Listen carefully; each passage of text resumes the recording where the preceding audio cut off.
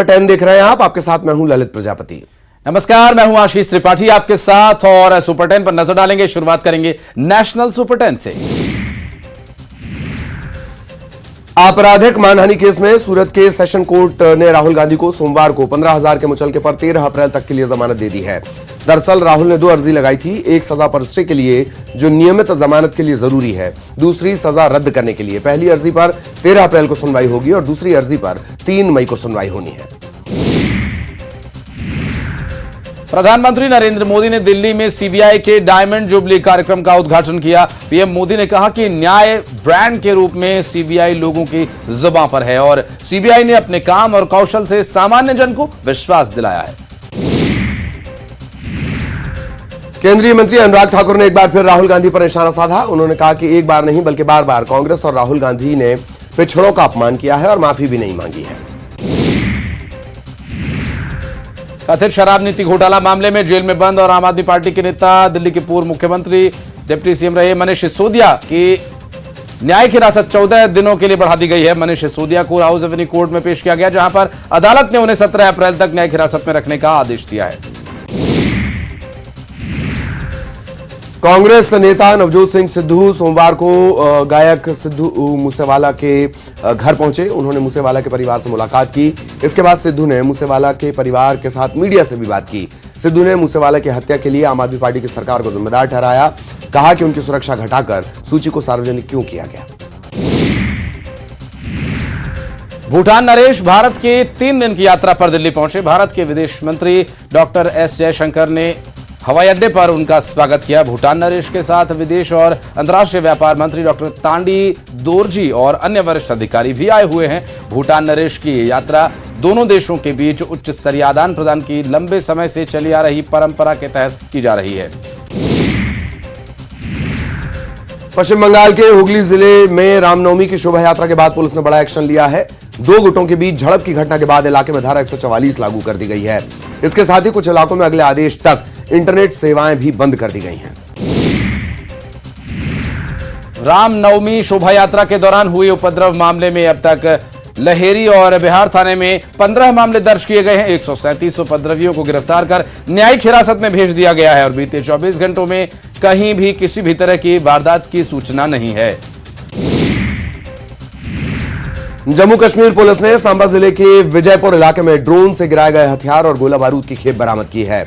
राख बरूटिया गांव में सोमवार सुबह पुलिस ने एक संदिग्ध ड्रोन से इन्हें गिरा दिया। पीले रंग के पैकेट में हथियार और गोला बारूद बरामद किए गए। पुलिस को इस पैकेट से 3 पिस्टल, 6 मैगजीन, 48 गोलियां और 4 हथगोले बरामद हुए हैं। हिमाचल प्रदेश के कुल्लू में रविवार को ताजा बर्फबारी हुई, जिससे पूरे इलाके में बर्फ की मोटी चादर बिछ गई है। वहीं शिमला शहर के बाहरी इलाकों में भी हल्की बर्फबारी हुई है।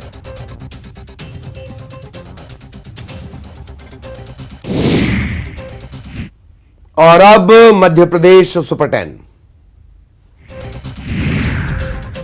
इंदौर में रामनवमी पर हुए बावड़ी हादसे में इंदौर के सांसद शंकर लालवानी घिर गए हैं। कांग्रेस ने उन पर अतिक्रमणकारियों को संरक्षण देने का आरोप लगाया। साथ ही हादसे के दौरान भोपाल में आयोजित सिंधी समाज के कार्यक्रम में शामिल होने पर भी सवाल उठाए। वहीं सांसद ने अपनी सफाई में कहा कि जब बावड़ी पर स्लैब डाला गया तो मैं राजनीति में नहीं था। कांग्रेस को इस मुद्दे पर राजनीति नहीं करनी चाहिए।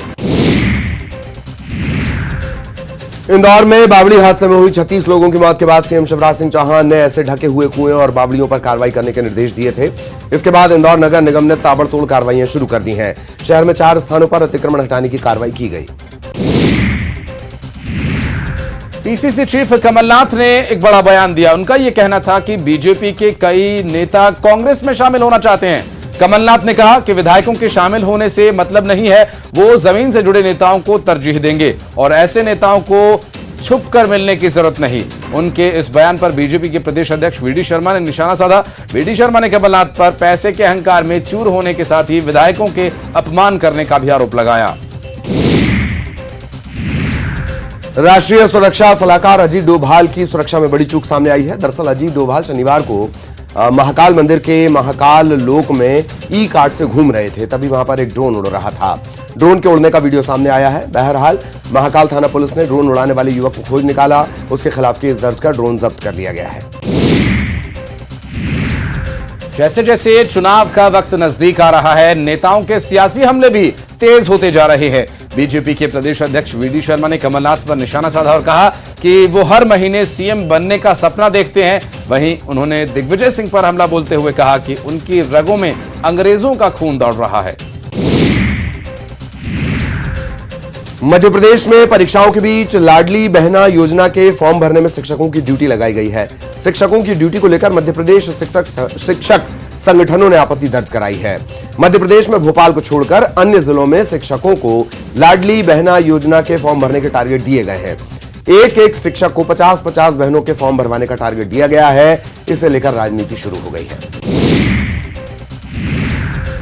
जबलपुर हाईकोर्ट ने सीहोर तहसील के 20 वेयर हाउस संचालकों द्वारा लगाई गई याचिका पर सुनवाई की, जिसमें हाईकोर्ट ने Madhya Pradesh where housing and logistics पर उस आदेश पर रोक लगा दी है जिसमें वेयर हाउसिंग ने साइलो बैग में सरकारी अनाज का भंडारण करने के लिए प्राथमिकता दी थी। हाईकोर्ट ने याचिका को सुनने के बाद वेयर हाउसिंग एंड लॉजिस्टिक्स के तरफ से दिए गए आदेश को स्टे कर दिया और राज्य सरकार को नोटिस देकर अब जवाब मांगा है। हनुमान जयंती के मौके पर छतरपुर के बागेश्वर धाम में 5 और 6 अप्रैल को हनुमान जन्मोत्सव का आयोजन किया जाएगा। इस दौरान मानस सम्मेलन का भी आयोजन होगा। इसमें संतों कथावाचकों के बीच रामचरितमानस पर चर्चा होगी। इस बात की जानकारी बागेश्वर धाम के प्रमुख धीरेन्द्र शास्त्री ने दी।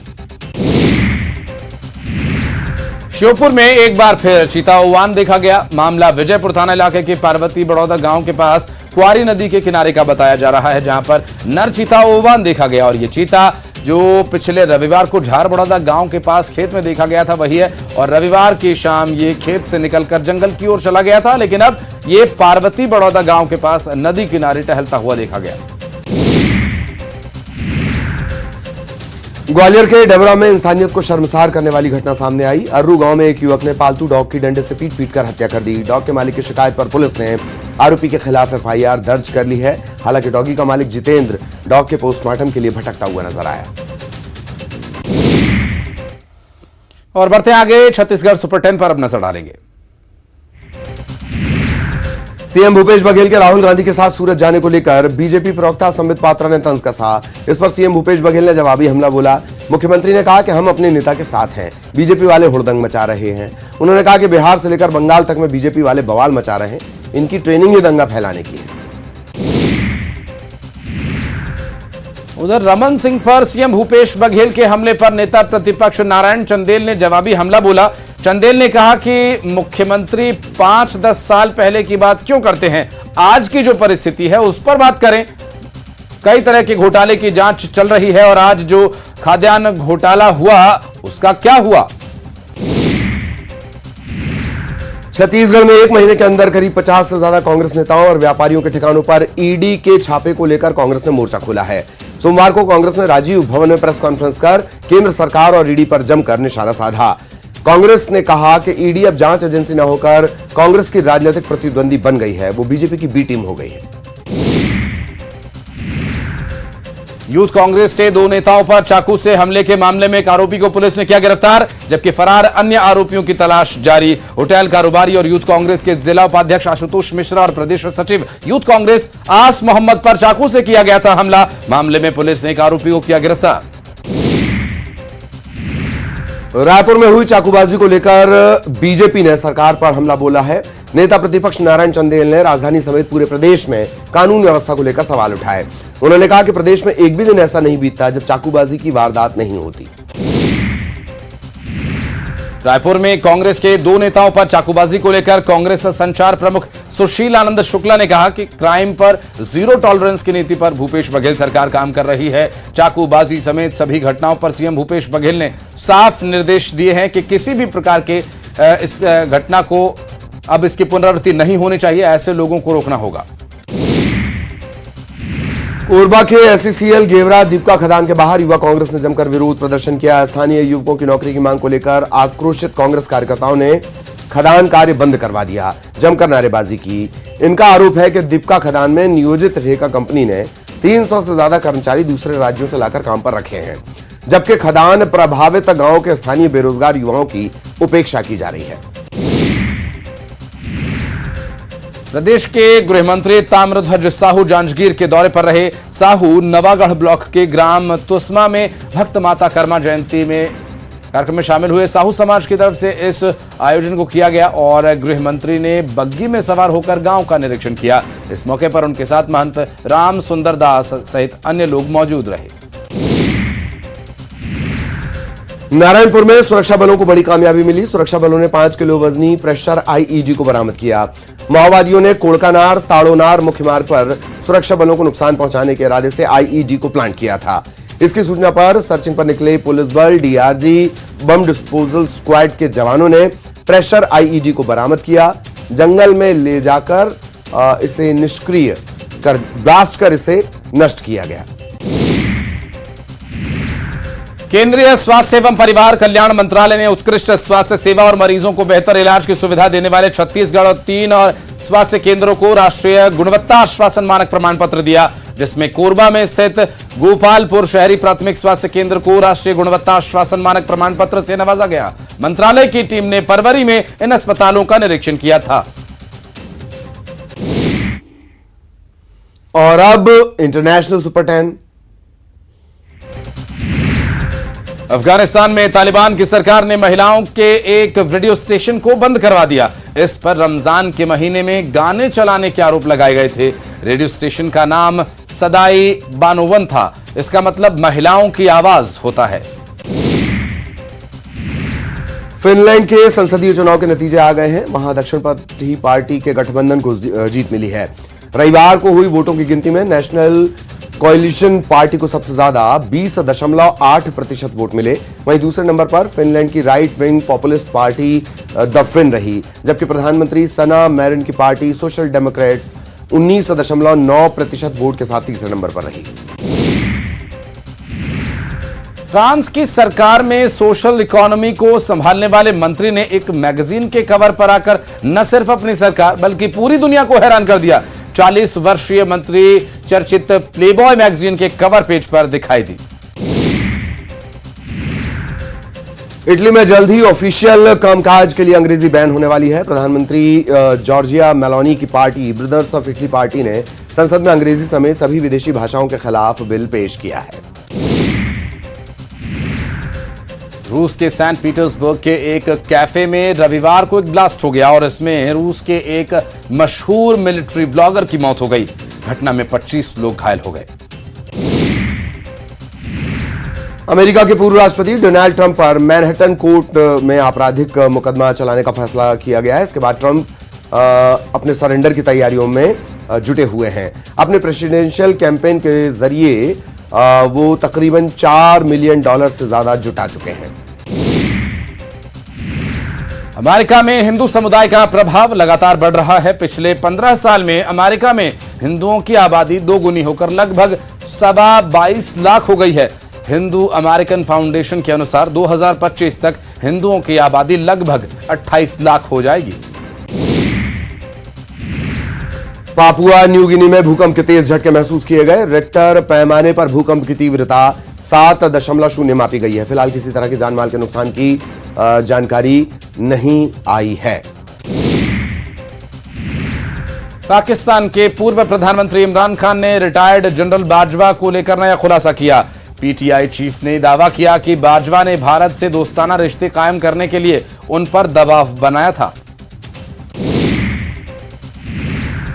इजराइल ने एक बार फिर ऐसा कदम उठाया है जिससे सीरिया के साथ उसके संबंधों में तनाव और ज्यादा बढ़ सकता है। इजराइल ने सीरिया की तरफ उनके हवाई क्षेत्र में घुसने जा रहे एक एयरक्राफ्ट को हवा में ही मार गिराया। और बढ़ते आगे नजर डालेंगे खेल जगत से बड़ी खबरों पर, जहां स्पोर्ट्स सुपर 10 में देखेंगे खबरों को। आईपीएल 2023 के छठे मैच में चेन्नई सुपर किंग्स ने लखनऊ सुपर जायंट्स को 12 रन से हराकर टूर्नामेंट में पहली जीत दर्ज की। इस मैच में जीत के हीरो ऋतुराज गायकवाड़ और मोइन अली रहे। चेन्नई ने टॉस हारकर पहले बल्लेबाजी की। निर्धारित 20 ओवर में 218 रन का टारगेट दिया। इसके जवाब में लखनऊ टीम 7 विकेट के नुकसान पर 205 रन ही बना सकी। रॉयल चैलेंजर्स बेंगलुरु ने उनके ओपनर विराट कोहली ने रविवार को मुंबई इंडियंस के खिलाफ मैच में नाबाद 82 रन बनाए। विराट ने 50 लगाते ही एक और रिकॉर्ड अपने नाम कर लिया। वे आईपीएल में 50 बार 50 प्लस का स्कोर बनाने वाले पहले भारतीय बल्लेबाज बन गए हैं। विराट ने आईपीएल में 45 50 लगाई हैं और उनके नाम 5 सेंचुरीज भी हैं और इस तरह से वे 50 बार 50 से ज्यादा स्कोर करने वाले पहले भारतीय बैट्समैन बन गए हैं। बांग्लादेश के ऑलराउंडर शाकिब ने औपचारिक रूप से कोलकाता नाइट राइडर्स फ्रेंचाइजी को सीजन के लिए अपनी अनुपलब्धता की जानकारी दी है। माना जाता है कि अंतर्राष्ट्रीय प्रतिबद्धताओं और व्यक्तिगत कारणों के कारण उन्होंने लीग से अपना नाम वापस ले लिया है। शाकिब को कोलकाता ने इस बार नीलामी में 1.5 करोड़ में खरीदा था। भारत में इस साल होने वाले आईसीसी वनडे वर्ल्ड कप का लोगो जारी कर दिया गया है। इंटरनेशनल क्रिकेट काउंसिल ने रविवार को अपने ट्विटर अकाउंट पर ओडीआई वर्ल्ड कप 2023 के लोगो की तस्वीर शेयर की। पूर्व श्रीलंकाई कप्तान सनत जयसूर्या ने 27 साल पुरानी ऑडी कार की फोटोज पोस्ट की हैं। 53 साल के जयसूर्या को यह कार 1996 वर्ल्ड कप में प्लेयर ऑफ द टूर्नामेंट बनने पर इनाम के रूप में मिली थी। जयसूर्या ने अपने पोस्ट पर लिखा, गोल्डन मेमोरीज 27 साल बाद 1996 world cup man of the series car के साथ। दिल्ली कैपिटल्स के कप्तान डेविड वार्नर ने अपने जूतों पर पत्नी और बेटियों के नाम लिखवाए हुए हैं। दिल्ली लखनऊ मैच के दौरान उनके जूतों की फोटोज सोशल मीडिया पर पोस्ट की गई। वार्नर के जूते के पिछले हिस्से पर 3 बेटियां एवी, इंडी और इस्ला के नाम लिखे हुए हैं, जबकि किनारे पर पत्नी कैंडी का नाम लिखा हुआ है। Double Olympic medalist PV Sindhu Spain Masters super 300 badminton tournament का फाइनल मुकाबला हार गईं। उन्हें इंडोनेशिया के खिलाड़ी ने 21-8 से सीधे गेम में हराया। असम के मुख्यमंत्री हिमंता बिस्वा शर्मा क्रिकेट मैच खेलते नजर आए। उस दौरान उन्होंने शानदार तरीके से बाउंड्री बचाई। दरअसल असम के कैबिनेट मंत्रियों और विधायकों ने मिलकर गुवाहाटी में जजेस के साथ एक विशेष क्रिकेट मैच में हिस्सा लिया और मैच हाईकोर्ट के प्लैटिनम जुबली को सेलिब्रेट करने के लिए खेला गया।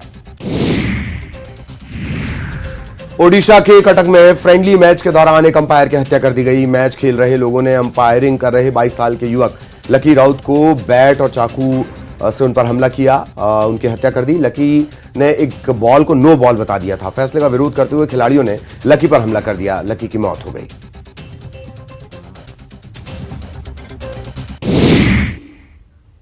और अब बॉलीवुड सुपर 10। अजय देवगन और तब्बू स्टारर फिल्म भोला की कमाई में जबरदस्त उछाल देखने को मिल रहा है। फिल्म ने रिलीज के चौथे दिन 13 करोड़ 48 लाख रुपए का कलेक्शन किया और इस फिल्म का टोटल कलेक्शन 44 करोड़ 28 लाख रुपए हो गया है। नीता मुकेश अंबानी कल्चरल सेंटर के लॉन्च इवेंट को अटेंड करने पहुंची। अमेरिकन मॉडल जीजी हदीद को वरुण धवन ने स्टेज पर बॉलीवुड स्टाइल में उनका स्वागत किया। उद्घाटन समारोह के दूसरे दिन सेलिब्रिटीज के लिए ऑडिटोरियम में कॉन्सर्ट रखा गया। इस दौरान वरुण धवन ने स्टेज पर जीजी को गोद में लिया। 19 साल के ऋषि सिंह ने इंडियन आइडल 13 की ट्रॉफी जीत ली है। अयोध्या के रहने वाले ऋषि ने कोलकाता के देबोस्मिता रॉय और चिराग कोतवाल को हराकर इंडियन आइडल की ट्रॉफी अपने नाम की। ट्रॉफी के साथ ऋषि को प्राइज मनी 25 लाख रुपए दी और एक फैंसी कार भी उन्हें मिली है। एक्ट्रेस परिणीति चोपड़ा और आम आदमी पार्टी के सांसद राघव चड्ढा के अफेयर और शादी की खबरों के बीच दोनों एक बार फिर मुंबई एयरपोर्ट पर दिखे। परिणीति और राघव मुंबई एयरपोर्ट पर पेपराजी की तरफ देखकर मुस्कुराया भी उन्होंने। एयरपोर्ट से दोनों सीधे कार की तरफ बढ़ गए। भोजपुरी सुपरस्टार और सांसद रवि किशन ने 2021 में पार्लियामेंट में बॉलीवुड में ड्रग्स के सेवन को लेकर एक बहस पर बयान दिया था और उनके बयान पर एक्ट्रेस और राज्यसभा सांसद जया बच्चन भड़क गई थी। उन्होंने कहा था कि कुछ लोग जिस थाली में खाते हैं उसी में छेद करते हैं। अब रवि ने कहा कि जया ने उनके स्टेटमेंट का गलत अर्थ निकाल लिया था। जया उनकी मां जैसी हैं और वो उनकी बहुत इज्जत करते हैं। हाल ही में एक्ट्रेस मंदिरा बेदी मुंबई एयरपोर्ट पर दिखाई दी। एयरपोर्ट पर मंदिरा ने हाथ हिलाकर कैमरे की तरफ पोज दिए। इस दौरान मंदिरा ने पेपराजी से बातचीत भी की। Nita Mukesh Ambani cultural centre launch event का शनिवार को दूसरा दिन था और इस मौके पर नहीं केवल बॉलीवुड सेलिब्रिटीज बल्कि इंटरनेशनल एंटरटेनमेंट इंडस्ट्री के सितारों ने भी यहां शिरकत की। इवेंट के दूसरे दिन जीजी हदीद, जेंडिया टॉम हॉलैंड, पेनेलोपे क्रूज समेत कई इंटरनेशनल स्टार्स पिंक कारपेट पर नजर आए। सोशल मीडिया पर एनएमएसीसी इवेंट की तस्वीरें और वीडियोज बेहद सुर्खियों में हैं। हाल ही में प्रियंका चोपड़ा ने एक इंटरव्यू में बताया कि जब उनकी 6 फिल्में फ्लॉप हुई तब वो बुरी तरह डर गई थीं। उन्होंने ये भी कहा कि वो कोई स्टार किड तो है नहीं और मुझे इंडस्ट्री में सपोर्ट करने के लिए फैमिली की बैकिंग भी नहीं थी। मीडिया में इंटरव्यू के दौरान डायरेक्टर अनुभव सिन्हा ने बताया कि 2022 में रिलीज हुई फिल्म अनेक के बॉक्स ऑफिस पर फेल होने के बाद उन्होंने हर क्रू मेंबर से माफी मांगी थी और इस फिल्म में आयुष्मान खुराना एक और एंड्रिया केवी जूसा लीड में थी। जानवी कपूर अपने लुक से हमेशा सुर्खियों में रहती हैं। हाल ही में वो मुकेश अंबानी कल्चरल सेंटर की ओपनिंग में पहुंची थीं। इससे जुड़ा एक वीडियो सोशल मीडिया पर सामने आया है। इस वीडियो में जानवी ऑल व्हाइट लुक में नजर आईं। और अब क्राइम सुपर 10।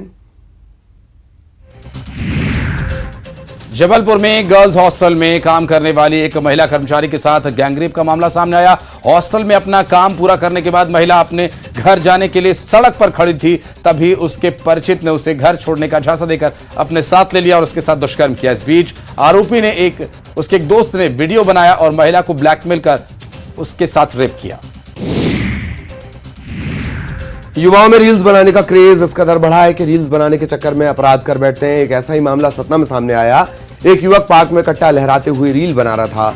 तस्वीरों में भी नजर आ रहा है कि कुछ ये जो युवक है वो स्कूली बच्चों के बीच लोडेड कट्टा लहराते हुए रील बना रहा है। रील का वीडियो जैसे ही सोशल मीडिया पर वायरल हुआ, पुलिस ने संज्ञान लिया, मामला दर्ज किया और पड़ताल की जा रही है। रीवा के मनगवा नगर परिषद में उस समय अफरा तफरी मच गई जब लाडली बहना योजना के फॉर्म भरवाने आए कुछ युवकों और कुछ पार्षदों के बीच विवाद हो गया और देखते देखते विवाद इतना बढ़ गया कि दोनों पक्षों में जमकर मारपीट शुरू हो गई। सूचना मिलते ही मौके पर पहुंची पुलिस ने किसी तरह से मामले को शांत कराया। वहीं दोनों पक्षों ने एक दूसरे के खिलाफ रिपोर्ट दर्ज कराई है। पुलिस ने रिपोर्ट दर्ज कर मामले की जांच शुरू कर दी है। और इसी के साथ सुपर 10 में इतना ही। वक्त एक छोटे से ब्रेक का है, बहुत जल्द लौटते हैं।